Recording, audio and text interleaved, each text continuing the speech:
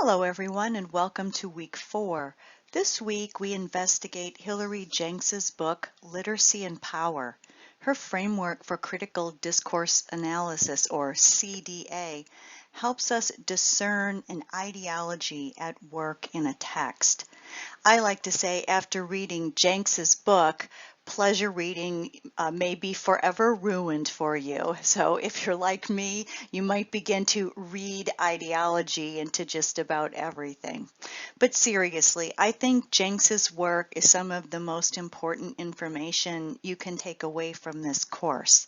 So let's get started.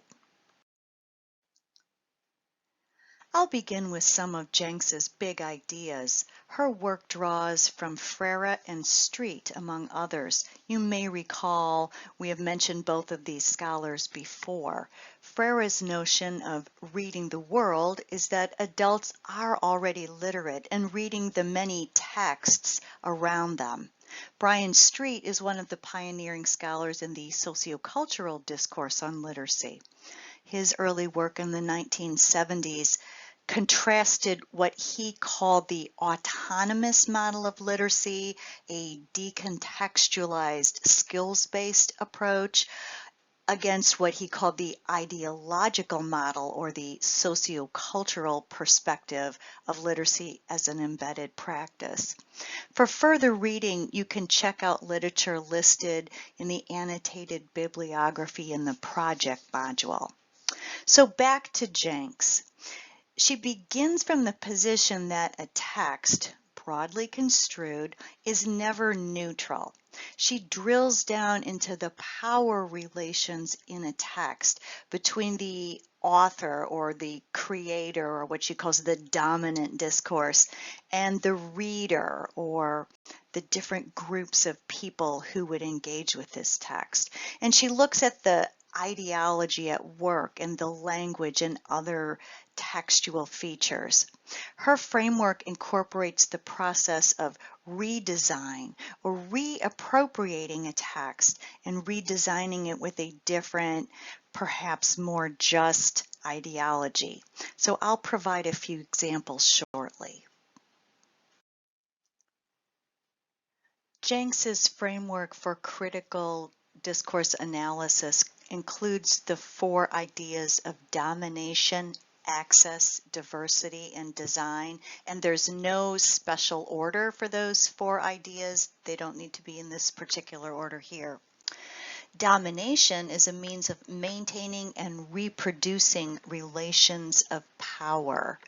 Critical discourse analysis helps us tease out the meanings and modes used in a text to position readers in certain ways. Access refers to the different groups or different voices who may or may not have access and input to dominant forms of discourse. Diversity refers to the different voices that do participate or not in a discourse. And finally, design refers to sort of everything, the language and the symbols and the materials and the form that make up a text. Think of an email, a digital design that requires a device and access to the internet. Think of a large-scale practice, or perhaps a big marble statue that require many resources to maintain.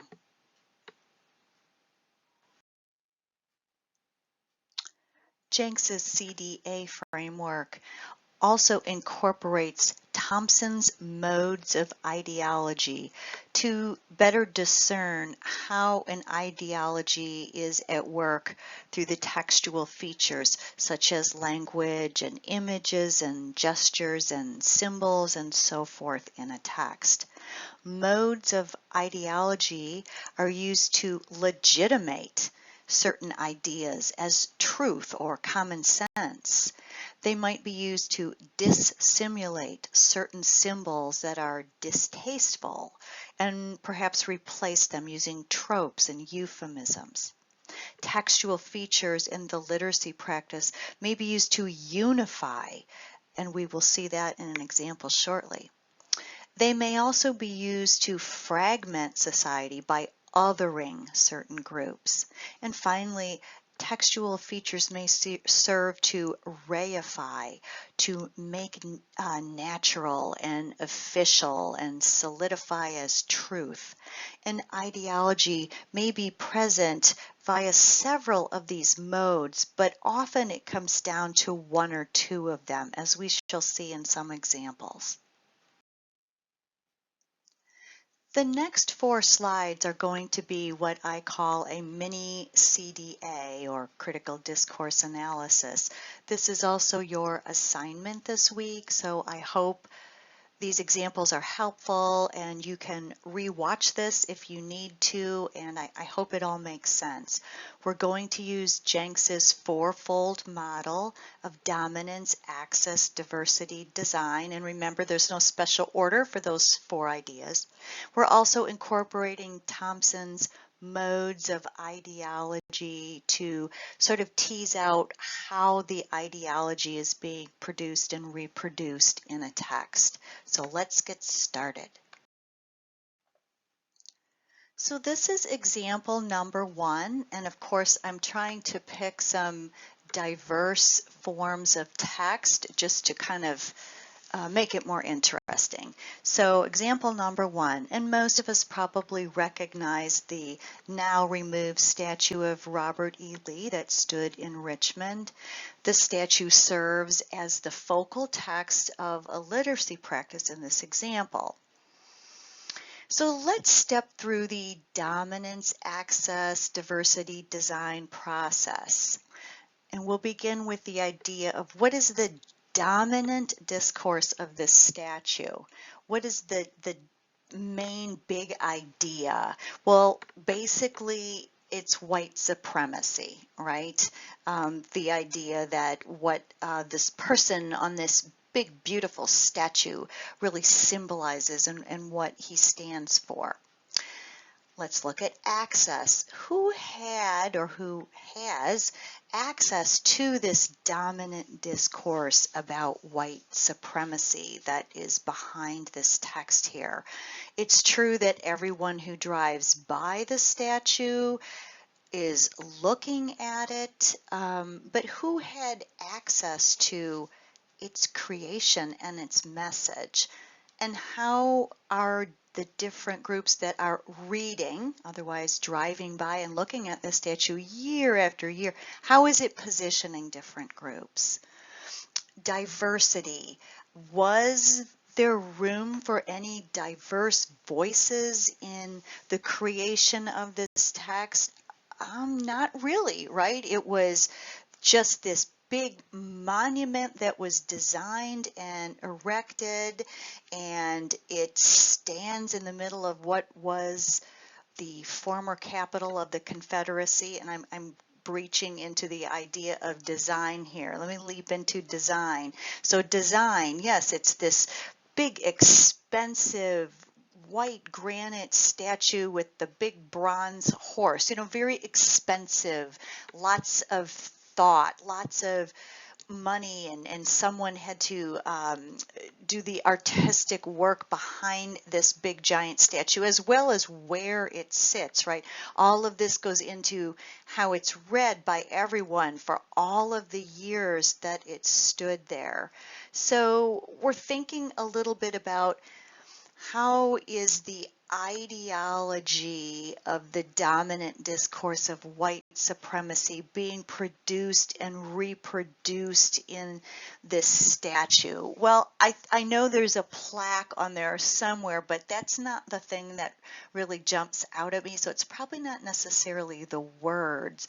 But to me, it's the big giant symbol of what it is, along with its location and the fact that it's maintained in this big public area. To me, that reifies, legitimates the idea of who this person was, what he stood for, the cause of the Civil War, the cause of the Confederacy, the need to memorialize and remember everything that it stood for. So I'm saying the ideas are produced and reproduced through the mode of reification and legitimation. And I lump those two together quite a bit.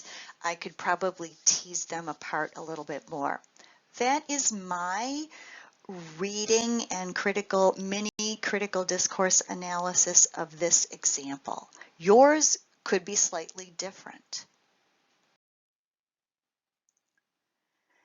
This is example number 2, and I hope you probably recognize this as the Lee statue with the big image of George Floyd kind of projected up onto it. So I'm calling this example a redesign. It's a redesign of the Lee statue we just talked about, right? So let's do a mini CDA with the dominance, access, design, diversity framework and think about how ideology is operating in this text. And what is important to note, if your example for your mini CDA happens to be a redesign, which I think they're just super cool to do, it's important to sort of let us know what the original design was so we can understand how the redesign is working, right?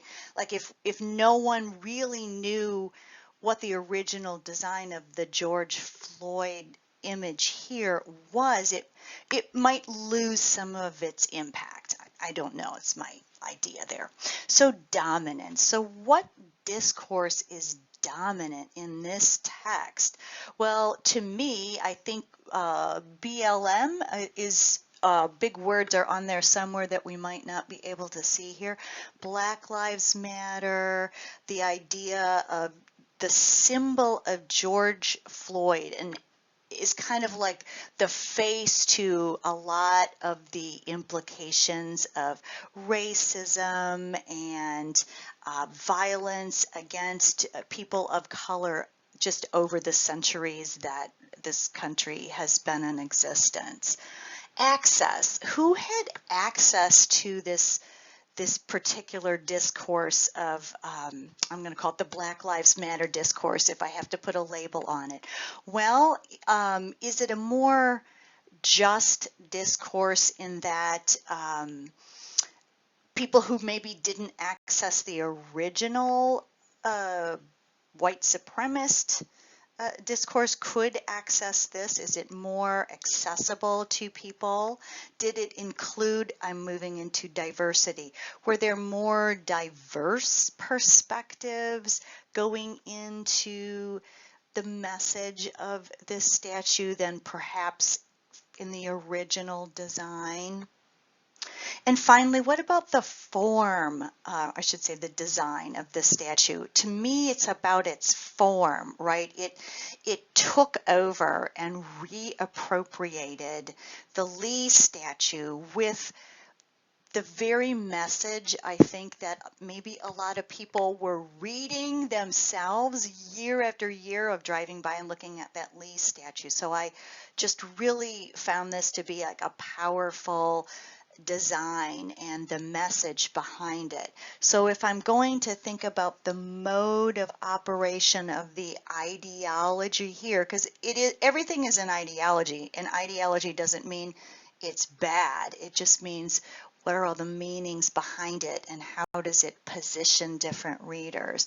So I am going to look here at the mode of dissimulation, because I see this text as taking the symbol of Lee and replacing it with the image of George Floyd that becomes the symbol of racist oppression and violence, right? So the symbol has been taken over in the redesign and the image of George Floyd is projected up there. So I'm looking at dissimulation.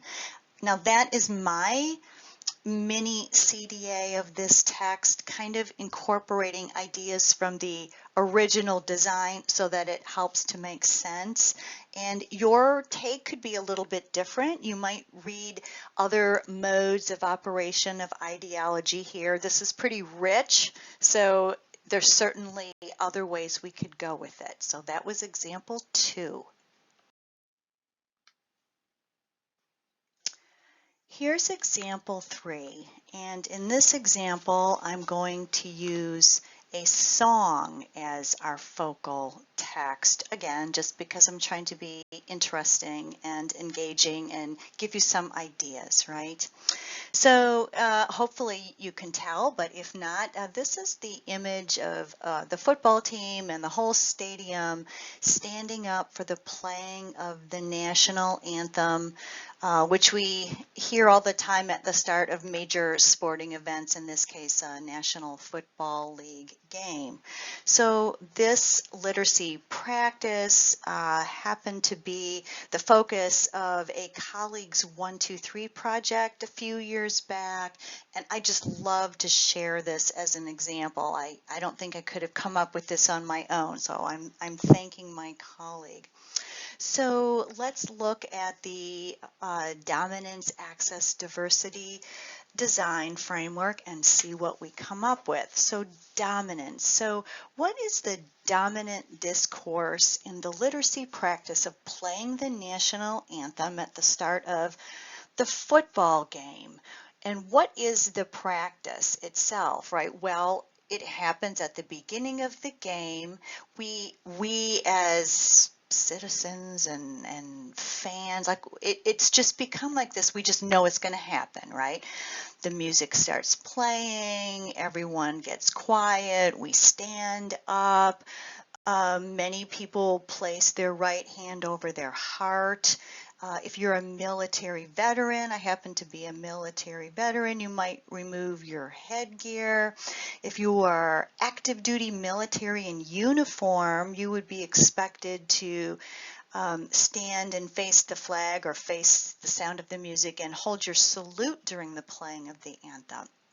And we hear, again, we hear the national anthem. We do this literacy practice all of the time. It's very widespread, right? So I would say, what is the dominant discourse? It's like so widespread in our country that I would call it a common sense, I'm using air quotes, or tradition, right? Maybe we don't even really think about it. We just do it because everybody else does it. We've been taught to do this all of our lives, right? So let me move into access. Who has access to the dominant discourse that stands behind this practice?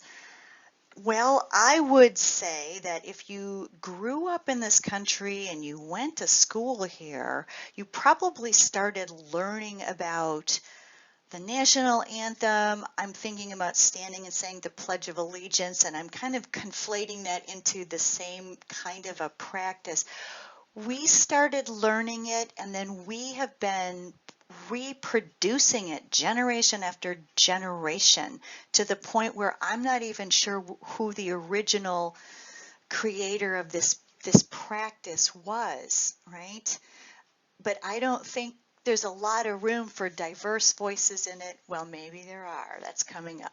So diversity. So I got ahead of myself. Are there diverse voices that would be allowed to change something in this practice? And I'm lumping diversity and design together. I do that a lot. My apologies. Is there room for someone to do something different? Well, not really. There wasn't, right? It would be like taboo. You would be shushed and shunned, right? Everyone is just supposed to do this. It would be un-American, I'm using air quotes, thought of as un-American to imagine doing anything differently. So what about the mode of ideology here? What is the mode? And I'm going to say it's unification, right? The text, in this case, the national anthem, is a pretty powerful symbol that is meant to unite us as, and I air quotes, as good Americans, and then position anyone else, anyone who would dare question this practice as I'm using air quotes, as other. So that's my mini CDA of example number 3, and you're probably getting ahead of me and anticipating what the next example is going to be. At any rate, this is also a rich text and practice that you could probably dig into and go in a few different ways. And again, that was sort of my mini CDA, my reading of this. So here we are in our final example, example number 4, and many of you were probably anticipating where I was going with this. So this is a redesign of the playing of the national anthem literacy practice.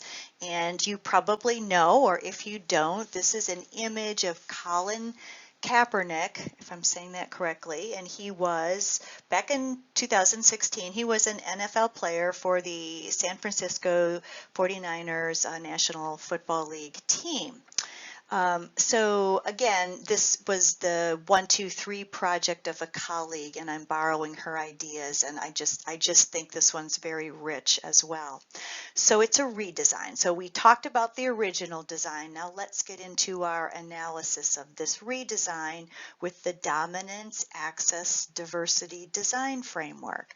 So what is the dominant discourse in this current literacy practice? So previously, there was this long forgotten where it came from practice of what we do as, quote, good Americans when we hear the national anthem played, right? We all follow along, we stand up, we take our headgear off, we put our hand over our heart, etc., unquestioningly. And this was just kind of like this big American idea.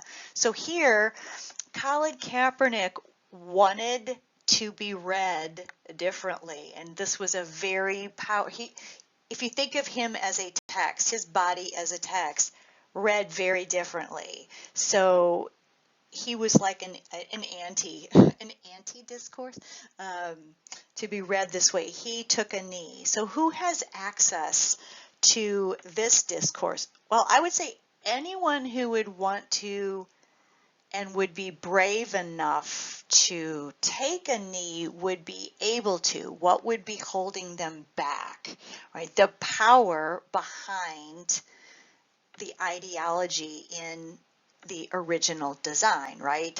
If you were just a fan in the stands at this very first time Kaepernick did this, and I can't remember if anyone did, so perhaps I should have looked that up.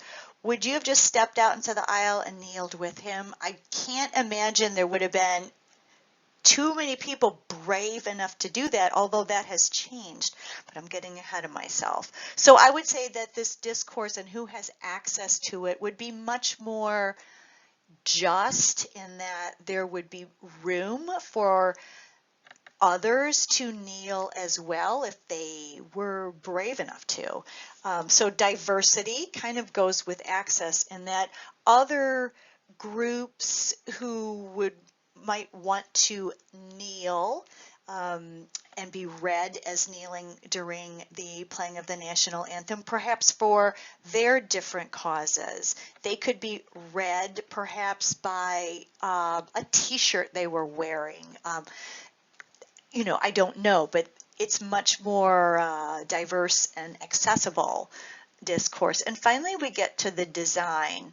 And here I think, again, the design, I should say, it is a redesign, and that's what makes this so powerful. If I were just showing you the picture of an NFL player kneeling on the field, you might think he's catching his breath after just scoring a touchdown or making a big play or something, right? You have to understand the whole context of this is during the playing of the national anthem when every quote-unquote good American is doing the proper thing by standing, right? And he is he is redesigning, he is becoming a symbol of a different way to practice this particular literacy of listening to this song. So I'm also going with the mode of dissimulation here, in that Kaepernick, as reading his body as the text, is symbolically replacing the conceptual persona of the standing, good, patriotic American. And he has sort of replaced that idea with this new symbol of something else that might be. So then that is my mini CDA for example number 4. And again, these are really rich, and you might want to go in a slightly different direction with it. This brings us to the end of the mini lecture. I love getting into this content, so thank you for hanging in there on a sort of long, isn't really mini lecture. The 4 examples I provided here of the mini CDA, you could do your mini CDA. You could put up an image and submit an audio file like I did that was a couple minutes, 2-3 minutes. I think one may have been 4 minutes in length. You could write the whole thing out. If you put an image of your text, it might not be necessary for us to be able to read it, or you could explain to us what it is. But let those 4 examples serve as what I'm looking for in the mini CDA assignment this week. And a recap of Jenks's big ideas, beginning from the idea that there's no such thing as a neutral text. She uses her 4-fold design framework, dominance, access, diversity, and design to analyze a text. And then we think about the mode of operation that the ideology is taking in there, and that's the reification or legitimation, unification, the dissimulation. I pointed that out a few times. Those are the big ideas from this reading for this week, and I hope you will consider critical discourse analysis as a possible way to go when you come to the analysis portion of your 1, 2, 3 project.